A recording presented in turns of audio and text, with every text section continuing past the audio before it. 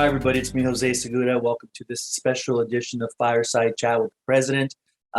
Really, in this episode, we're just going to focus on the changes to special education starting next year. I guess the process really has started now, but this is for implementation in the next school year, the 2022-23 school year. So let's get started on that. So let's focus first on our special education teachers who are going to be mostly impacted by this.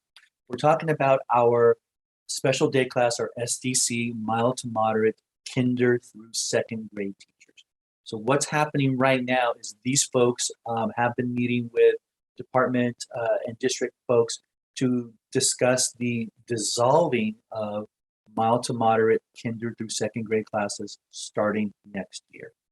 And that these folks will be displaced because those positions will be dissolved. And there's not a whole lot of them across the district, but there definitely are some. We're only talking right now about the kinder through second grade. As this plan rolls out over the next year or two, beyond next year, the district will begin to dissolve the remaining mild to moderate classes, the third through sixth grade, as we move forward. So what does that mean to you as an SDC mild to mod teacher? Well, it means a couple of things. First of all, let me just be clear that as a site, the mild to mod teachers are kind of considered like a grade level. And so, for example, if there's 5 mild to moderate teachers at your site, let's say 2 of them teach kinder through second grade and the other 3 teach grades 3, 4, 5, and 6. So there's 5 of you all together. Well, the district's going to dissolve the K1 and 2 classes, which is going to leave 3 remaining SDC mild to moderate classes at your site. The way our contract transfer and reassignment language works is that there are going to be 3 positions, but there are 5 teachers. And so what do? We line those 5 teachers up by seniority, and the 2 with the least seniority, regardless of which class they were teaching, those become the displaced students. And the remaining 3 get to fill those remaining 3 positions that are still there. And so that should be happening at your sites right now. Now, if one of the more senior teachers doesn't want to stay, or they agree or they volunteer to allow one of the displaced teachers to take one of those 3 spots, that's perfectly fine. That does happen sometimes, or somebody just says, hey, you know what, I'm interested in going to RSP anyway.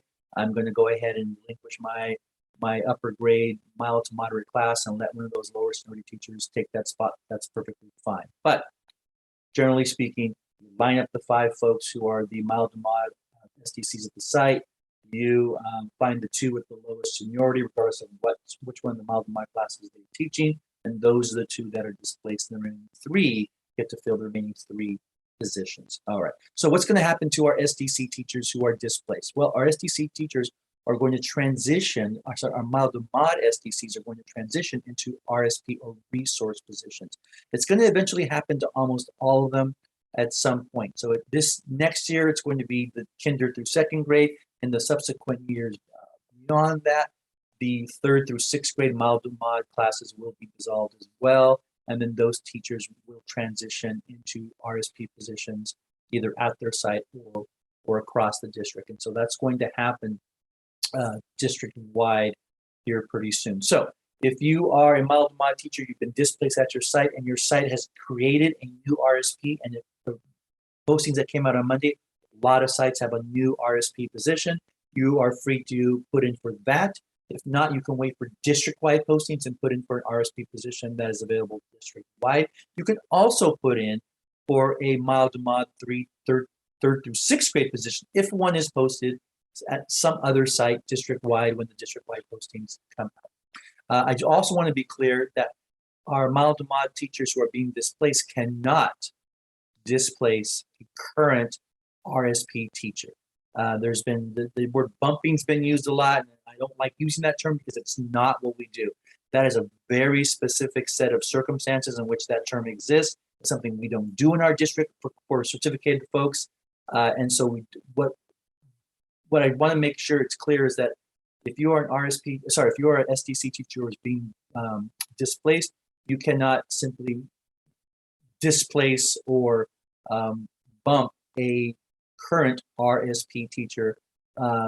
Those 2 teachers, RSPs and SDCs are in two different groups, two different teams, two different grade levels, if you will. And so their paths do not cross. And I'm trying to be clear on that because I did give some inaccurate information to one of our members recently. I had to go back and clarify with her, so I want to make sure that it's perfectly clear. Okay, so now, what does this mean to our special day class students? And to be clear, I hear a lot about we shouldn't label kids and we don't want to label kids and why am I labeling kids? I got to tell you, as the parent of two special needs students who have gone through special education system throughout their public school life and even now into adulthood with adult special education services or special needs services, if without labels, we don't know what it is our students need or how to give them what they need. So the assessing, the testing that we do on students to identify them, that creates a label, but that label helps us to direct services to that student based on their needs. And that's super important because these current SDC students will be redesignated as RSP students starting next year. As those students are placed into general education classrooms, which is what's going to happen, we might consider it mainstreaming, but really it's just them being identified as RSP students who require additional support, and they're going to be placed into a general education classroom, just like current RSP students are, all right? The big difference will be that these RSP students will most likely require some additional supports. And so the sites are going to assign these students to general education classrooms. They're going to be in general education classrooms with our general education teachers. The parents will be notified about this pretty soon, I believe in March, and meetings will be set up so that their IEPs can be amended in order to amend their placement as well as their service minutes and things like that. So special education department is going to handle all that. That will be done so that these kids are ready to start next school year in a general education classroom. So what does that mean to our general education teachers? Well, what I'm hearing from some general education teachers is that there's a fear. And no, not a fear of special education students or SDC students. No. What they're afraid of is they're afraid of failing. They're afraid of not knowing how to provide the appropriate services and instructional design and delivery design to students who are coming from an SDC class. Because in the eyes of a general education teacher, that SDC teacher is a specialized person with a specialized set of skills who are specifically equipped to educate students in their SDC environment. So how does that translate into my general education environment? No teacher wants to fail a student. We want to believe that we can provide everything that a student needs in the appropriate setting, and we want to believe that we have the skill set in order to do that. And when we don't feel like that, then there's this fear of failure.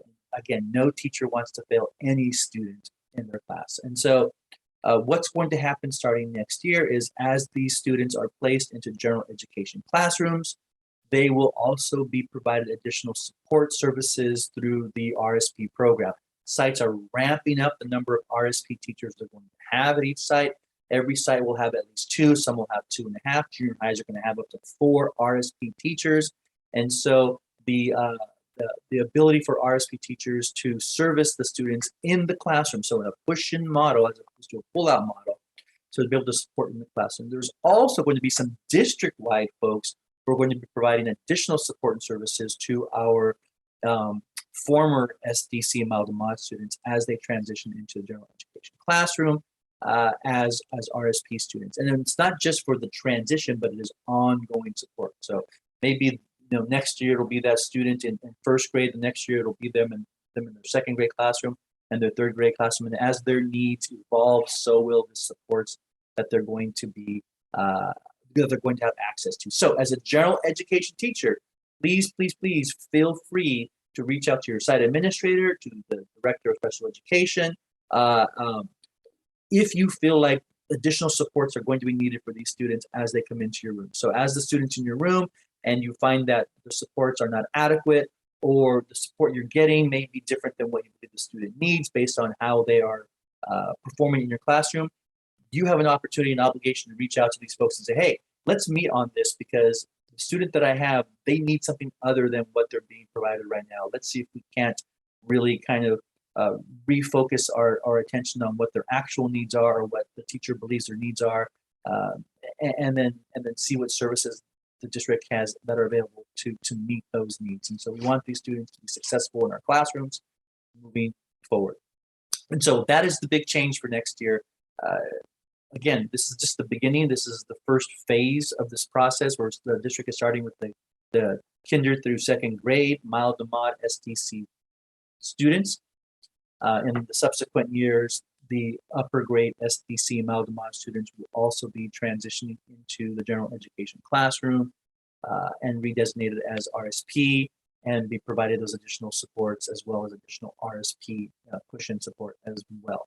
Now, it doesn't mean there won't still be some pull-out services for these kids. For example, if a student requires speech services, that's better done outside the classroom where a student can acquire some skills and then go back into their general education classroom and practice those skills in order to work through whatever speech issues they might have. And so there will still be some special education services on a pull-out basis, but these students who are currently SDC students in mild to mod classes will be designated as RSP students, and they will be in our general education classrooms as their primary setting. Okay, if you have any questions, feel free to contact me. You guys know how. That's all I got for you. Please have a great weekend. Enjoy your 4 days off. And we will see you soon. Bye.